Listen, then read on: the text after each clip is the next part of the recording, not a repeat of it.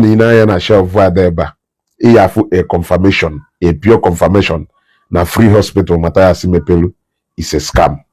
Only na shelf there ba. You will see a clear confirmation. Now everything about this so-called free hospital is a scam. Just look at the files. I have treated about 6,000 people. I have treated about 6,000 people. It's almost getting to 2 years, if not more than 2 years. Mathias Ekperima free hospital number. Ne files patient. Ne files patient about on a shelf. Ne files patient now be in a free hospital for over 2 years. No one than you challenge. I challenged him where and I come na that place where we tata. Mathias, go see patient files. You said over 6,000 people. Go see files patient 1,000. Go see nya. Can we 1 million naira kwe na account foundation no? Oye go see nya. Because no man, if I remember, imagine na a whole free hospital. Na a whole free hospital. Kabata na maternity room. Ebe the black or gonodo. Ko ite ebe mmadụ na amụnwa. So otu onye mụrụ nwa ebe a. And all because na nwanyị ahụ na ebe a ka o ji mevida. Abata na the other room. Ọwụrụ mmadụ na abụ na ebe a. Na a whole hospital free. Na a whole hospital free. Cause also 2 patients and 1 woman ụmụrụ nwa. O gosipụrụ na aghụghọ ka ọwụ. Then ịbatazie na reception. Ebe a na ndị mmadụ na-abata agba kaadị. Mmadụ na-abata nọrọ ebe a. All because of mmadụ 5 ahụ ebe a ka o ji wee mee that video. Free hospital ịma na supposed na go do free medical outreach eme 10 days na nga ọkpala ka ọ ya wee tuo okwute ọdụka eko n'isi ndị mmadụ si ma Akwa Ibom, ndị mmadụ si ma Enugu steeti, ndị mmadụ si ma Abia steeti, ndị mmadụ si different places wee na-abịa nga ọkpala for that free medical assistance. Nya ka ihe agwa m na onwere a permanent free hospital dị na Mkpọ ebe a.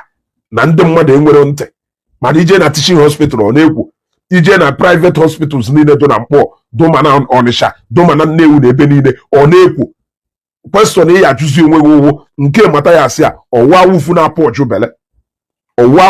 apọjụ bele hospital ahụ suppose na ebi ebe ahụ ọ na-ekwu and na kanta ahụ ebe ahụ a na-edewe files patients aka ejugo ebutekwa another one because na onwere every day ayada ogodu na achọghọ ka ha na anọrọ ebe ahụ anọrọ because of na bed dị ebe ahụ elu 7 ogodu na achọghọ mana oyi nwe na ahụ ndị case ha no in a critical condition. Onwe hospital ya wiruo atụ ma fom na patient nọlụ na ndị cases ha do critical or files ha do there now. Yes, ogodu na patient ya wo bi treat che gbacha ya ọgwụ na ba files ya do there. So all files are if on a shelf on your files of the whole patient now being at this hospital since over how long? Over 2 years age we bido. If you can never sustain it. We video because no and you go do foam doors or bed on bed ya for mattress at the honor. If you go so na they make use of it. I they make use of it. Or hospital ya one way the hospital so ya wo e general shop bed ya cho nyake yari afo ayom efa matrasa ya done. Oh ya data kasịrị anya maka na na-ekwu eziokwu but I don't send page ma emepe page ma ka m nwere na impress people. I'm not a comedian. I'm not a comedian. I'm not a skit actor. Even page me ekwu ka m nwere na-ekwu reality okwu ahụ a na-asụ anya. I don't even care about how you feel. I am not here to romance people's emotion or people's ego. So nkwo nke tọrọ gị ụtọ taa tomu nkwo nke like ihe chinide criticize ya I don't care. Aga na-ekwu eziokwu. And ngwa common sense go ma na eziokwu ka na-ekwu. Na onye sịrị that I have cured over 6,000 people nwe free hospital. Suppose na for the past 2 years and ahụ o ji wee mepe that free hospital o mepere na at least I suppose inwe over 3,000 patient file or over close to 1,000 patient files bịagoro ebe a because ndị nwere ego ije hospital do too much. Ndị nwere ego ije hospital do too much. Ndị nwere ego ha eji wee kwụ ụgwọ hospital bill ha na ha mụcha nwa do too much. So the question remains, kedu ife a eji wee nwe nke do na Mkpọ, and the Mkpọ dole Onitsha, a commercial city. Kedu ife a eji wee nwe nke do in a commercial and populous city do ka Mkpọ na Onitsha? A na-enwe patient bua with ofu nwaanyị bịa mụ nwa and 2 people dọ na reception akpara nkata. Jụọ onwe gị ajụjụ. Ịghọtago, jụọ onwe gị ajụjụ. Mụnwa feel na some of these people na-ewere ego enye ụnụ kpacha anya were ego a na-enye wee na-compensate ya maka this rubbish ọ na-akọ. Ịghọtago, bata ego ọnụ ọsọrọ go na-enye Mathias marụ na ụka ị ga-agbanye ụka mgba. Ụka have come to stay. 50 years to come ọka ya ne, 100 years to come ọka ya ne, and the kama ya adari eme expect ka ọ na-ada ada, ọ na-abawanye ụba abawanye.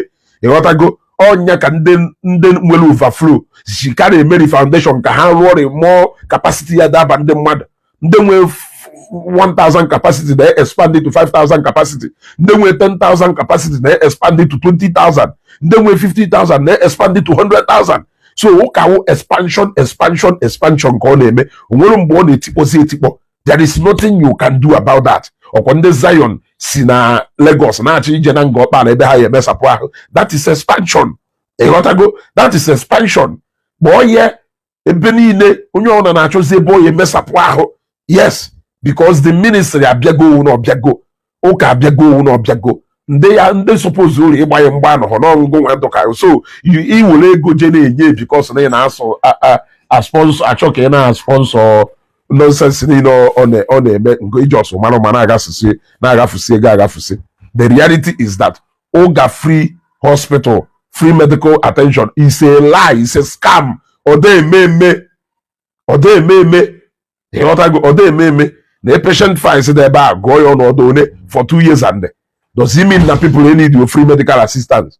Mana ife eziokwu ihe ekwekwu ị na-ekwugheri na just 10 days ifa Evangelist Ebuka Bime na nga ọkpala attended to nothing less than 3,400 to 5,000 people who attended to there free. Manda eme surgery, manda eme for everybody free.